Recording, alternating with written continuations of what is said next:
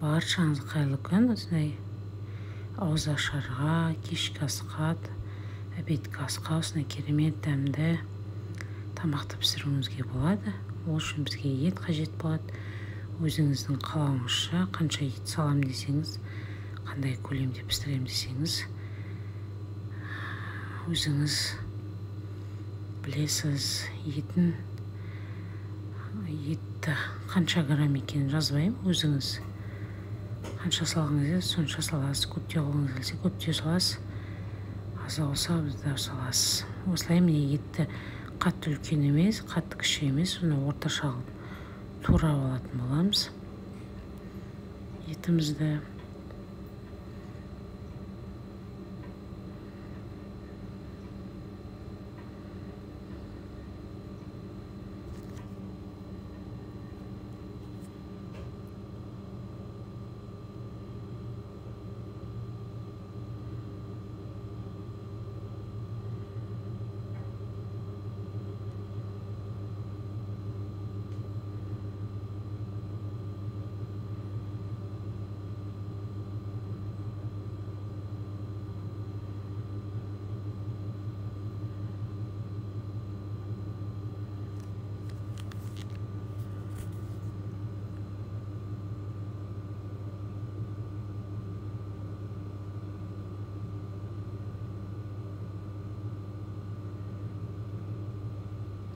еттерімді турап алдым осылай.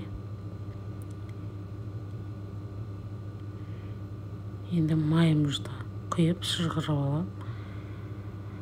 Енді соған етімізді салатын боламыз. Етімізді алдын ала турамайтып жуып аламыз.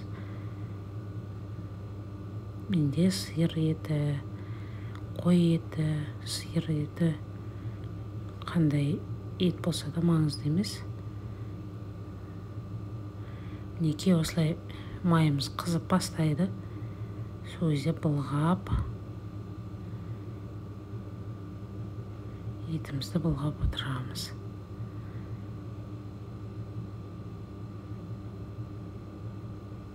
Жуамызды салып аламыз.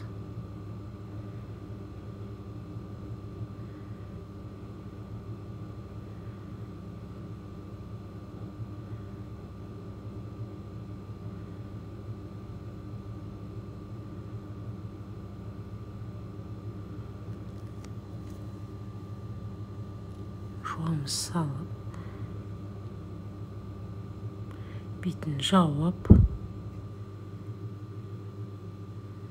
каждый бір 2-3 минут сайын, 5 минут сайын ашып, осылай былғап отырамыз етімізді.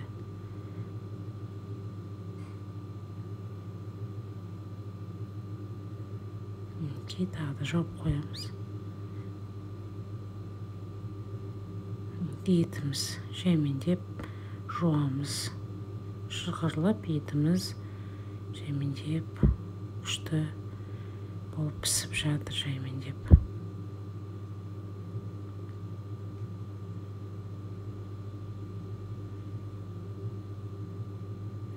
Енді тұзымыз саламыз, үстіне бір ас қасық.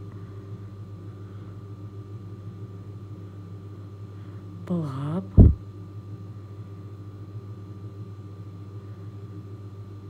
аламыз. Содан соң бұрышымыз саламыз үстіне. Оны да былғап аламыз, араластырып.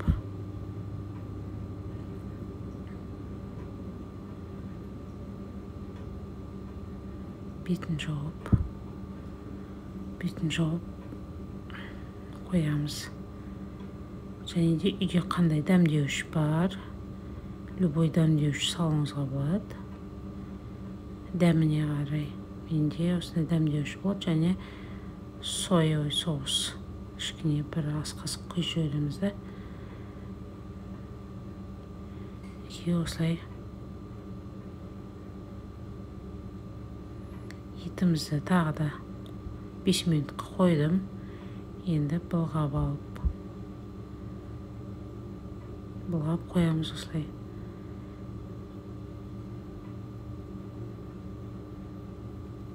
Оған дейін етіміз піскенше күрішімізді дайындап аламыз. 3 кесе күріш салып, менде үлкендеу кесе 250 мл осылай күрішімізді салып алып, жуып қоямыз. Оған дейін етімізді былғап, қайтадан 5 минут сайын былғап, жақсылап араластырып отыратын боламыз.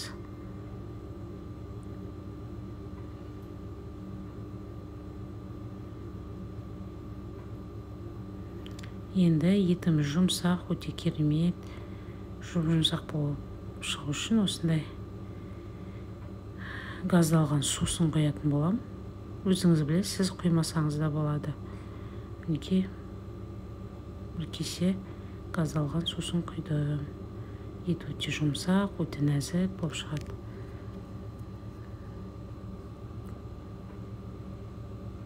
Осылай былғап қоямыз етімізді.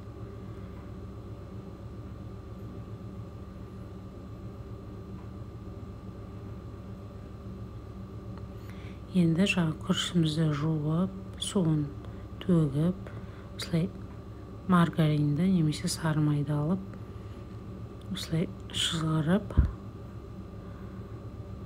менде 72% май,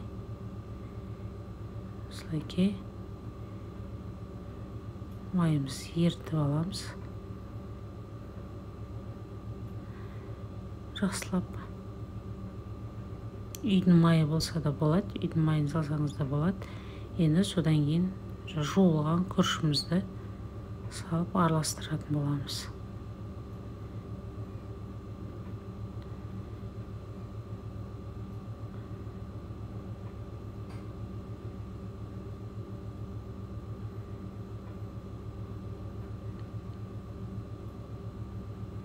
Күрішімізді салып, енді араластырамыз. Кішкене май сіңу қажет күрішке. Сол кезде күрішіміз жабысып жақсы болып піседі. Мінекей кішкене уақыт араластырамыз осылай.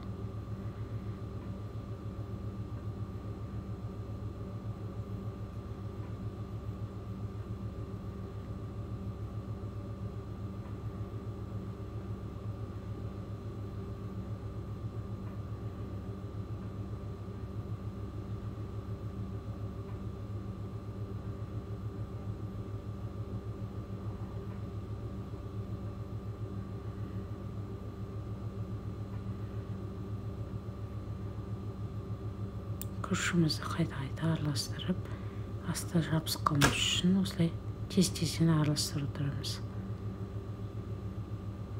Майға шыжғырамыз кішкене.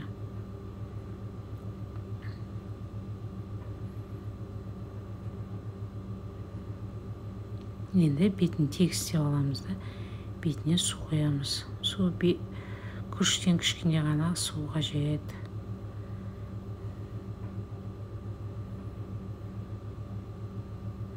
Қатты көп қойып жүрмеңіз. Қатты көп қойып жүрсеңіз, ботқа болып кетеді. Суымыз осылай кішкене ғана асып тұру қажет.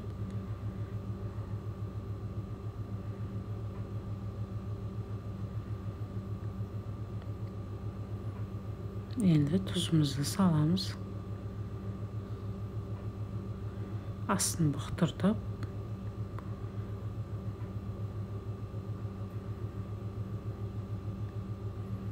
жайлап пісіретін боламыз.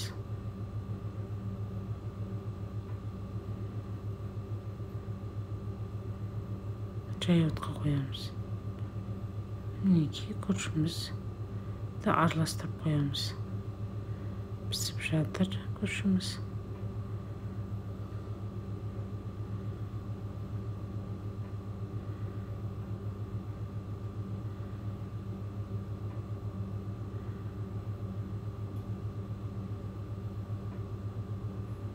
Тағы да ашып күрішімізді араластырып аламыз, асты жабысып қалмас үшін.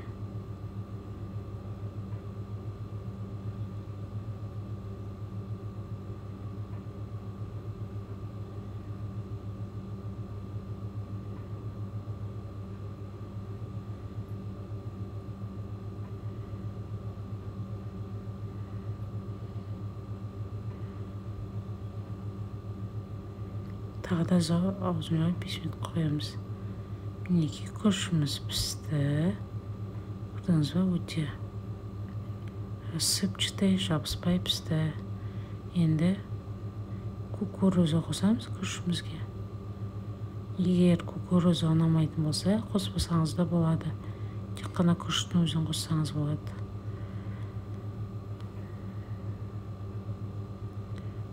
Кукурузамызды қосып, араластырып аламыз.